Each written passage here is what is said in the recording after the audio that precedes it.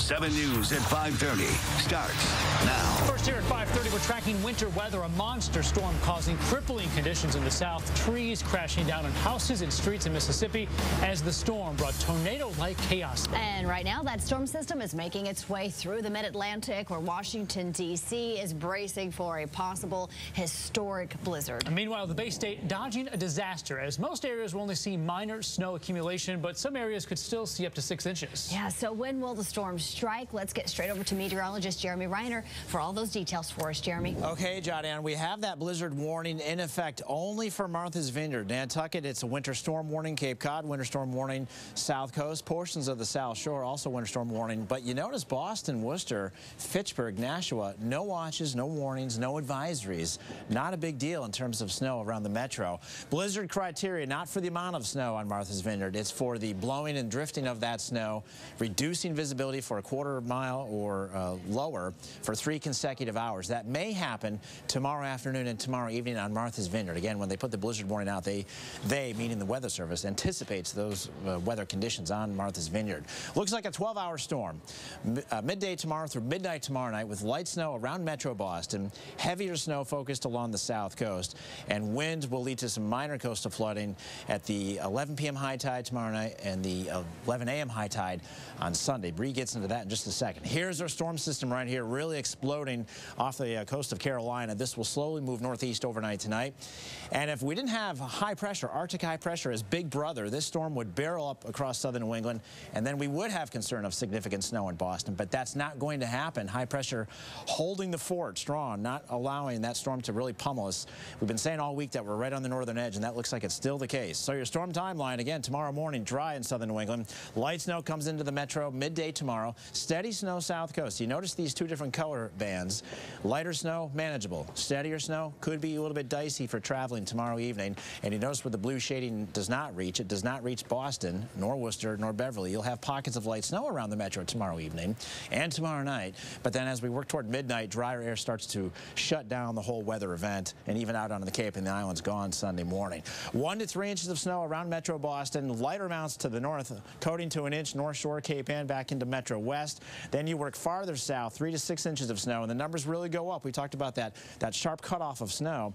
New Bedford, Wareham, Westport, and out toward the Cape and the islands, 6 to as much as 10 inches of snow possible late tomorrow afternoon, ending tomorrow night. For more on the storm, here's meteorologist Bree Eggers. Yeah, JR, multifaceted storm for sure, and there is a wind threat, at least very gusty winds, especially for the South Shore, across southeastern Mass, the Cape and the islands, getting up to 50 miles per hour with those gusts. You've got that storm offshore and the cyclonic rotation around it counterclockwise, and it's pumping those winds in from the northeast. And so with astronomically high tides, full moon on Saturday night, that water could also pile up against the coastline. Really, the concern will be along the South Shore and also for Cape Cod, northeastern facing beaches, for that erosion, possible splash over. Major flooding is not an issue here. We're talking pockets of moderate flooding, worst case scenario. And as I mentioned, Boston to the south, that's where we're really paying attention to this. More concern for the Sunday morning high tide rather than Saturday night, again, during the 11 o'clock hour. And as I mentioned, for the most part, we're talking minor flooding, possible pockets of moderate flooding, but still something to keep a close eye on. And we do have a couple of wind advisories out there as well. More on this storm to come in just a few minutes. And thank you, Bree. Some winter woes for millions in the mid-Atlantic, bracing for the blizzard you're talking about. The powerful storm is underway, but the worst is likely yet to come. Now, here's a live look in Washington, D.C., where the snow could reach up to 2 feet. Right now, people there are being advised to stay inside for at least the next 36 hours. For most of the East Coast, roadways were nowhere to be today as a potentially record-breaking shovel-buster of a storm threatened to make life miserable for more than 85 million Americans. Nashville got an early taste. The donuts in this stuck truck far less glazed than the roads. Big wheels were a big help. In Charlotte, the Carolina Panthers fought the elements to prepare for their NFC Championship game Sunday night against the Arizona Cardinals. Out-of-town fans may have trouble flying to the game because of ripple effects caused by thousands of flight cancellations. While some were stranded, others escaped to places with better weather. Boston, where there's no snow. Washington, D.C. is the expected bullseye for this storm. More than 2.5 feet of snow may fall over the next 36 hours. We have a forecast that I don't think we've had in 90 years. The National Mall and monuments closed, along with the rest of the government, and residents were hunkering down. It's not much to do. We've already went grocery shopping for the rest of the week. Store shelves were quickly cleaned out before the first flakes fell, which is more than anyone can say for the roads, which won't be seeing the light of day anytime soon. And as the storm gets closer, you can get the updated track on WHDH.com. You can also get that on the 7 News mobile and tablet apps.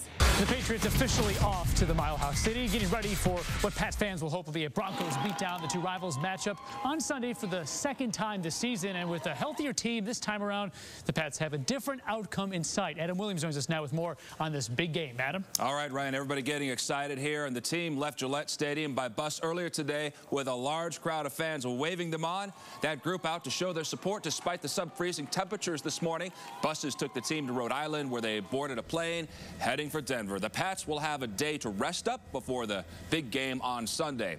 They did get one last home practice in before heading out, and a key player says he's ready for Sunday. Wide receiver Julian Edelman says it's good to be back, and he's using every minute to improve before getting on the field at Mile High Stadium. You know, there's always something to work for, and you can always be better. And as long as you try to continue to improve, that's usually when you play your best ball. So, you know, we got to learn from the good things, bad things, and, you know, bring it over to this Denver game. Pats fans we talked to today say they don't really care who the hero is Sunday. They just want the Pats to bring home a win. In the newsroom, I'm Adam Williams, 7 News. Yeah, I'm right there with them, Adam. And with that big game comes some big bets. And one company in Denver is calling out the Sam Adams Brewery. 7 Steve Cooper live for us at the Brew House with more on this friendly wager. Steve.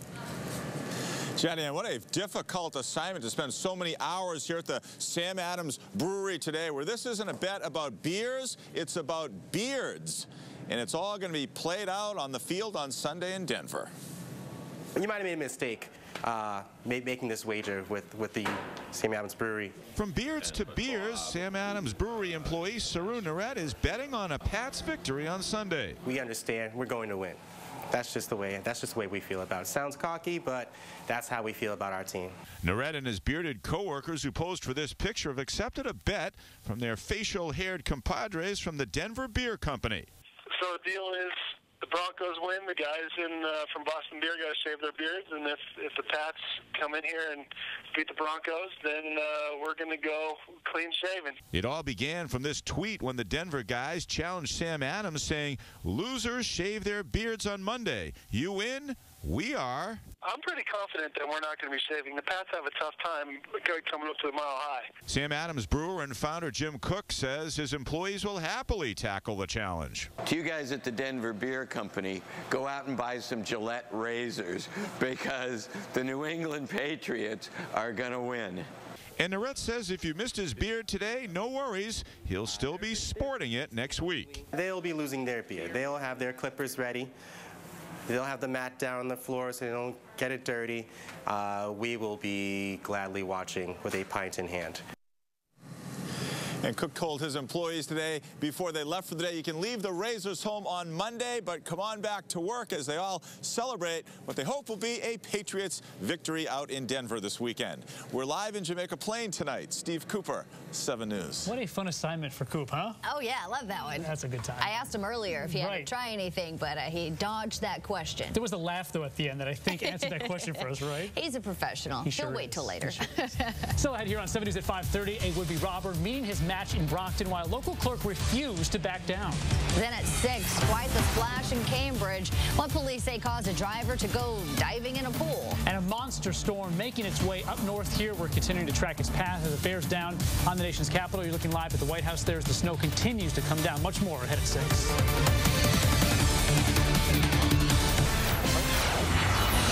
Breaking news Now at 6. A deadly crash in Lexington. A tire flies off a truck, smashing into another car on a highway. Then, a firefight in Quincy comes to an end. Crews putting down their gear after a lengthy battle underground. Temps today, upper 50s to the low 50s. A bit cooler tomorrow, but still nice. And one high school coach is on the verge of making history, while the community is calling her a local legend. 7 News at 6 starts now. There is breaking news. First at 6, a deadly accident on 128 in Lexington after a pickup truck loses a tire. Troopers say the tire then went flying over the median, smashing into an oncoming car. And the driver of that car has died. 7's Kelly O'Hara live in Lexington with the latest on this. Yes, good evening. State police say that an accident happened here earlier today. That was a freak accident, a sad situation where somehow this tire became loose on this young woman's car and flew over the embankment and killed a man in this freak accident. A tragic accident on the side of 128 earlier. A young woman driving a pickup truck somehow loses a tire from the back of her truck.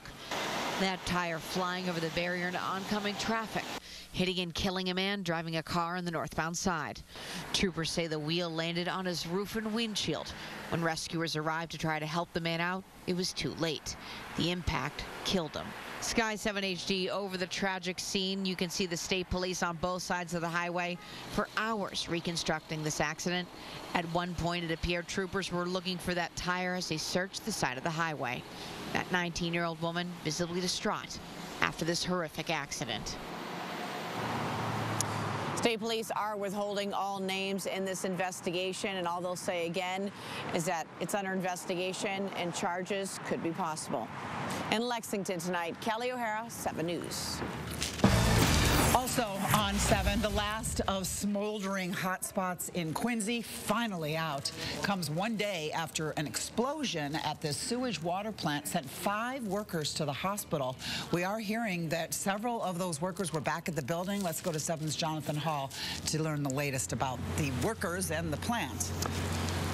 Hey, Kim, good evening. An investigation is underway tonight to find out exactly why this happened. It was literally a fire in the hole there, well underground, and it's something those injured workers will never forget. It was a long, tough fight, but the Nut Island sewage treatment plant fire is finally out. Sigh of relief. Some good news. The most important thing is that 4 out of the 5 guys are out of the hospital. And those workers were on site picking up personal belongings. They didn't want to speak on the news, but a coworker told me they felt like a bomb went off yesterday and stuff came flying right at them. One of the workers is still hospitalized as a precaution. He's got headaches and he's got some issues with his eyes. So, you know, we're hoping he's okay. He's the youngest of them all. The explosion and fire happened in an underground odor control section of the plant. Quincy firefighters were unable to hit all of the flames, which got into some ductwork 75 feet down. Even with the sprinkler system operating, with our hose lines, there was a lot of areas we just couldn't get to. The MWRA brought in a huge crane to remove a heavy 14 by 5 foot concrete slab. Though it's at ground level, it's part of the roof of the underground section of the plant. That allowed firefighters to shoot water down on the fire and reach spots that had been out of reach. A full 24 hours after the blast, the fire was finally out. But we can start to determine how this actually started. And then we'll be working with the MWRA to, you know, see that we make improvements so that something like this doesn't happen again. Well, the plant is still working to screen raw sewage tonight, and though the odor control section is inoperative, the head of the MWRA doesn't believe the neighbors in Quincy will notice a thing. And we can tell you that right now, everything smells just fine here. We're live in Quincy. I'm Jonathan Hall, 7 News. Right now, investigators searching for answers after a dangerous encounter in Dorchester. Police say the man accused of shooting a driver over a parking spot is still out there on the run. Dan Housley live on the scene with the latest on the investigation tonight. Any leads, Dan? Well, the police say they know who they're looking for, but they don't know if they're going to find him within hours or within days, but they do believe they will find him. The victim's car remains on the street here, with police not only looking at this situation, but the mayor's office as well, as this shooting is causing him to question whether the practice of space saving should continue. Boston police continuing to search for the suspect who allegedly shot the owner of this car in an argument over the space he was parked in. Police appear to be keeping a close eye on a house up the street where neighbors say they believe the suspect was living. That's where police found the suspect's car shortly after the shooting, but they came up empty when they searched the house. This shooting has Mayor Marty Walsh rethinking how the city handles the saving of parking spaces after snowstorms. Right now, the homeowners can save spots for up to 48 hours after a city declared snow emergency. Snow over the weekend didn't trigger that declaration, but people were saving spaces anyway, and there was no sign of a crackdown on violators. Meanwhile, the man shot over a parking spot remains hospitalized, but is expected to recover from his injuries. Police concerned for his safety, while the suspect is still out on the streets. And no changes from the mayor's office just now. He says he'll continue to study it and wait for the police report. But he says if the violence over this practice continues, it may have to stop. We're live in Dorchester. Dan Housley, 7 News. Happening now, people in Hingham getting ready to line the streets to welcome home the family of a local Marine. Corporal Christopher Orlando and 11 other Marines all killed when their 2 helicopters collided in the air off the coast of Hawaii earlier this month. Tonight, Corporal Orlando's family is returning home from Hawaii. 7's Kimberly Bookman live in Hingham with more on this show of community support. Yeah, Kim, we are at the beginning of the route here at the Lexus dealership of Hingham. This is where a caravan of Marines is expected to meet police, fire, business owners, as well as residents as they line the streets here along the roadway as the family returns home. When there are no words, sometimes simple actions help. I can't respectfully put myself, in their shoes, but, coming off the highway to their hometown, to a nice big flag that we have out here, and just knowing that we're here. Tonight, the family of U.S. Marine Corporal Christopher Orlando will return home to Hingham without him. They were in Hawaii during the search for the 23-year-old after the helicopter he was in and another chopper crashed January 14th. It was such a tragic thing to happen at 23 years old. The recovery mission ended January 19th, and all 12 on board, including the Hingham native, were declared dead. I think it's really the least we can do is to come out and support our neighbors. Now the town and the state are doing what they can to support the family, providing a police escort for them from Logan and asking residents to line the road on this very long, painful journey home. And back out here live now, police asking residents who want to come out here to just bring signs, flags, and to stand in silence as the family comes through. Their flight is supposed to arrive at Logan around 6:15. They are expected in Hingham around 7 o'clock. Reporting live from Hingham, Kimberly Bookman, 7 News. And we're following more news today. It's history in the making for a high school basketball coach in Easton. With just one more win, head coach Elaine Clement Holbrook becomes the winningest coach for girls basketball in the state. Nick Emmons live where the girls are hoping to make history tonight. Nick? Yeah, that's right. It's expected to be a packed house in here as well. Right now the JV game is going on, but it is expected to be a packed house. Like I said, a fitting night for this to be Pack the Gym Night. That is the theme for the evening. Coach Clement Holbrook tied the state record for all-time wins during their last game on Friday. She has 633 wins now. Pretty impressive. Her career dates back a few decades here. You can see the banners all over this gym here at Oliver Ames. It is expected to be a passionate night here, but the coach declined to talk to us before the game because she's a bit superstitious and she doesn't want to jinx things and doesn't want to take the attention away from her players. And speaking of players, one of her former players is now on her coaching staff. We caught up with her a few minutes ago. Listen. I'm seeing how much time she puts into the program. She truly dedicates her life to it, and she earns every accolade that she's received, even though she doesn't like all of the attention. She deserves it. All right, right, so Coach Clement Holbrook, again, has 633 career wins at this point. One more win, and she will take the title for the winningest state girls basketball coach in the history of the state, really. 634 is the number to watch for tonight. That's the latest live at Oliver Ames High School. Nick Emmons, 7 News. Wow. Hope she does it. Yes, good luck to her and the players and on both teams. Hopefully we have the good news later on tonight. Right. Coming up here on 7 News at 6, a sheltered dog now with a forever home. Tonight, a family from Massachusetts making all the difference for the abandoned animal. Tonight, behind any door, inside any home, they might think it's their secret, but child predators can't hide anymore. I'll show you how police are catching them by pinpointing exactly when and where someone's watching child pornography. Tonight at 11.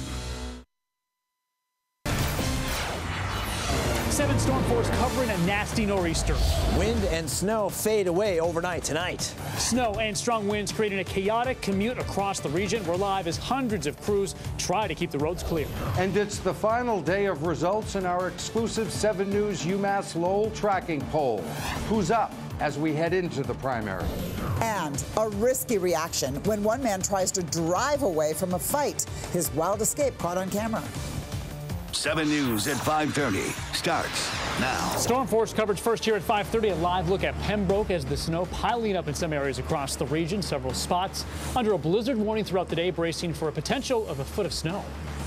Here in Boston, we've seen a little less snow than expected, but much of the city still shut down. Schools, businesses, and some state offices.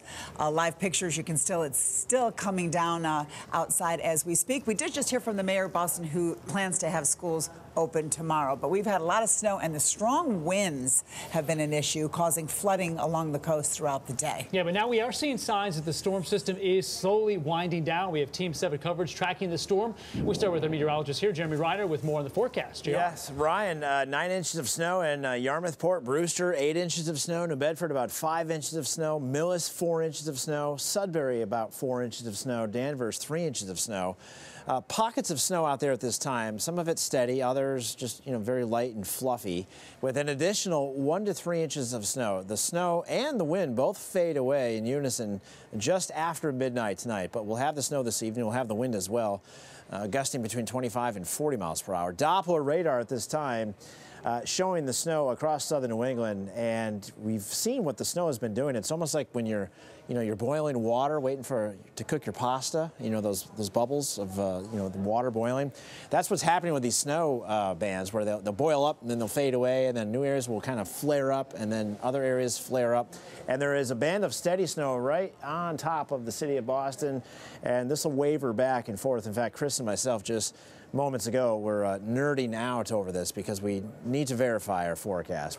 It's meteorologists, it's near and dear to our heart, our verification skills. So this snow is with us in the city, and this will go back and forth.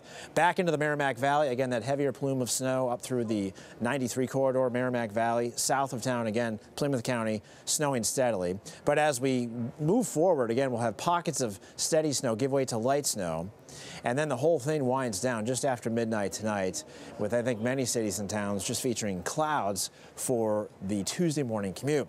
So how much snow when it's all said and done? Again, a lot of this is down, but this is what the final tally should be.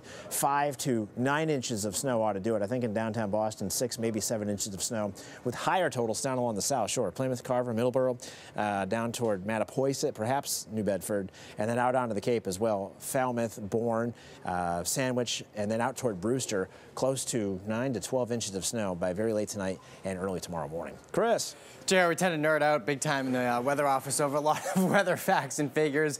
Gusting to 30 miles an hour in the city of Boston right now, 35 in Hyannis, 38 in Provincetown, 41 in Nantucket. These winds not as gusty as they were earlier this morning and through the early afternoon hours. We had a 65-mile-an-hour gust down through Nantucket. Now, with that said, it's plenty windy outside still, and we're still getting occasional gusts 40 to 50 50 miles an hour. But look at the difference overnight tonight, close to midnight. The wind speed's dropping off to the lower 20s in the city of Boston, still gusting to about 30 down across the Cape and the Islands, but that's almost cut in half from what you had earlier today. And take a look at the northeasterly wind tomorrow, about 15 to 20 miles an hour. Still have a coastal flood advisory in place, minor coastal flooding, South Shore and down through the Cape as we work into the evening high tide just after 11 o'clock, looking for some minor splash over, minor coastal flooding. The reason why it's not going to be the moderate coastal flooding that we saw earlier with the 11 a.m. high tide is because tides are running about a half a foot to a foot lower. Also, the wind is out of the north and not out of the northeast, and the wind won't be as strong. So we shouldn't see as many issues with the high tide coming up tonight. More on that 7-day forecast coming up. Thank you so much, Chris. All right, well, officials have been warning about dangerous driving conditions all day long. We've seen all sorts of driving conditions out there. Our Tim Caputo's in the traffic tracker. He's in Pembroke. And Tim, when we last saw you, we lost the connection. You were about to go down a real slippery hill, it looked like. Yeah, it was a slippery hill in Marshfield. Luckily, we got down it, and we're in Pembroke now, and you could see the roads are completely caked with snow. The good news is we're not seeing an awful lot of regular cars out on the roadways in the last hour and a half or so. We've mostly seen plows out here down on the South Shore, but you can see what they're dealing with. You can't even see the lines on a lot of these roads. It is somewhat difficult navigating some of these side streets, but the plows have been doing a fairly good job. But certainly for folks who have to head out this evening, you got to take it slow, and a lot of people are taking it slow, but a lot of these roads, especially these side roads, caked with snow right now. As you see a couple of cars ahead of me here, everyone going easily 10, 20 miles an hour under the speed limit, but certainly some difficult conditions here on the South Shore. Live in the traffic tracker, Tim Caputo, 7 News. All right, thank you, Tim. So you see there's a lot of snow over the roads, and that's everywhere, really, across the state. Across the state, for sure. And officials telling people stay off the roads if you don't need to be out there. 7's Jadian Thompson continues our storm force coverage right now. She's live in Brockton with details on the conditions there. And Jadian, we see a big snow file behind you over to the side there. Yeah, they've been working hard on that one, Ryan. Now, I wanted to show you guys what it's like out here. So I've got the snow shovel, but just pick up some of this snow and give it a little toss. Wow, you see how the wind just carries that? I just spoke with Jeremy. He says the wind gusts out here have been around 25 to 30 miles per hour throughout the day. That's what's making the cleanup even that much more difficult. The people of Brockton have been busy. What's your technique? Just shovel. This man says his normal job of housekeeping transferred outdoors today. Many not concerned over the snowfall. I was born in the winter month, so I rather prefer snow than summer. I hate summer, too hot. The city's mayor says a snow emergency was declared at 5 a.m., asking people to only drive if necessary. He and other city officials met at the emergency management headquarters. There they watch radar, possible power outages, and make plans. We're concerned about the winds, tree limbs coming down, wires coming down, but so far this has been a much better situation today than Friday. Some residents had important errands to run. Anthony Straka had to go to the dentist, but he says he just took his time. I was a surveyor, and I've been out in winter all my life. I don't even button my jacket. Before nightfall, this man wanted to get his driveway clear. Ironically, his name is Miracle, which he said he'll need to get it all done. It's a hard job. It's very hard, and it's cold too. So the snow continues to come down out here at a pretty good pace, and all city officials will meet again at the headquarters at Emergency Management at 8 o'clock tonight to make a new plan for the rest of the night. Live in Brockton, Jadian Thompson, 7 News. All right, thanks so much, Jadian. While the snow isn't as heavy as what we saw on Friday, it's still piling up. So let's get a look at conditions now north of the city. In Lexington is where we'll find 7's Steve Cooper. How is it in that area of our state, would you say? Well, Kim, we can tell you we still have the snow that is blowing around here, and it's a steady snow right now. But look behind us. This is the evening commute, and state police say this isn't too bad right now. But earlier than day, it was a whole different story. It's just scary. Yeah, really scary. A rough ride on the roads, and this accident only added to the travel troubles on 128 south through Woburn when an 18-wheeler and an SUV collide, causing the big rig to jackknife and skid off the highway. I was slowing down, and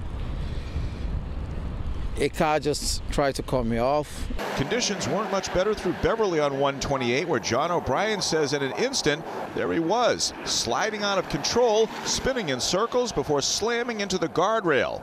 Uninjured, he calls 911. I bounced off the guardrail, spun around, hit both sides, came to a halt, sitting sideways. Armed with a pretty simple message, troopers say the snow-covered roads and drivers are never a good combination. It pays to go slow in the snow. That would be a really good line for everyone to pay attention to. It was blades down for the caravan of plows working the highways too today, where common sense goes a long way to getting home in one piece. You just got to drive slow. Give yourself some time to slow down and don't talk on the phone. A lot of these truckers telling us they've decided to get off of the roads and ride out the storm and the evening commute for now, and they'll be back out on the roads later on. Officials telling us one of the things they're concerned about is drifting of snow, and also with the temperatures below zero, possibility of black ice forming out here a little bit later on. We're live on Route 128 in Lexington tonight. Steve Cooper, 7 News. Thank you, Steve. And I know Lexington has had more than 2 inches, but in Boston, we really lucked out because I think there's like 2 to 3 inches on the ground so far. So not a huge headache in the city, not a huge cleanup. Bree Eggers is in Government Center to show us more. Yeah, Kim, 2 to 3 inches. You're right. The last measurement was reported at about 1 o'clock, and that was just over 2 inches. And we picked back up the pace here, as you can see from when we checked in last time. Very different snow from what we saw on Friday. Light, fluffy snow. Unfortunately, I had some snow thrown at me earlier by my cameraman, so I got him back with that, but you can't really make a snowball or a snowman out of that. Although the timing couldn't have been better, according to some of us that got to enjoy a 4th day of a 4-day weekend. Kids in the city of Boston celebrating an extra long weekend. First we eat breakfast, and then we have lunch, and then we go sled. 2 storms bringing 2 snow days, but Jake O'Connell didn't seem to mind. What have you guys been doing? Sliding down the stairs and going on the bump. With his Batman face mask, Jake was ready for the elements. I got my hat, my shirt under it that's a long sleeve, and my coat. And in Southie, Jim Gamby spent some quality time with his dogs out in the snow. Oh, they love it. I don't like it as much. I probably should have brought a face guard or something, just being out here on the water, but they love it, so I'm out here for it. And Lily and Rondo didn't miss loving every minute of the snow. And Jim was impressed by how well the city handled this storm. The city does a lot better than the suburbs where I grew up, so, I mean, you can't complain too much.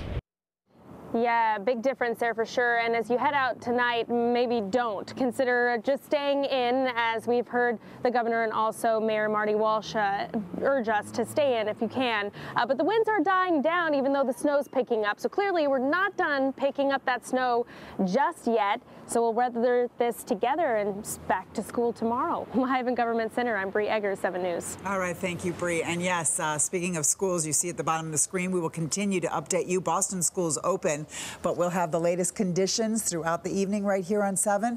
And when you can't be in front of the television, remember, get updates on our 7 News mobile and tablet apps or by logging on to WHDH.com. All right, turning now to the New Hampshire primary. We're just 1 day away from the primary vote, and today we're seeing some new results in our exclusive polling. One candidate seeing a significant rise in New Hampshire. 7's Adam Williams has a breakdown of these new numbers. Adam? Kim, Ryan, we are getting a look at where the candidates stand right now in New Hampshire, just hours before the first votes are cast. Since the candidates started their primary push, you know and you've seen, we've been tracking live polling numbers for you. So our 7 News UMass Lowell tracking poll, crunching the numbers for you, and let's put them up. For the Democrats, Bernie Sanders is now beating Hillary Clinton by 16 points. 56 to 40%. He lost a point overnight, and she kept what she had.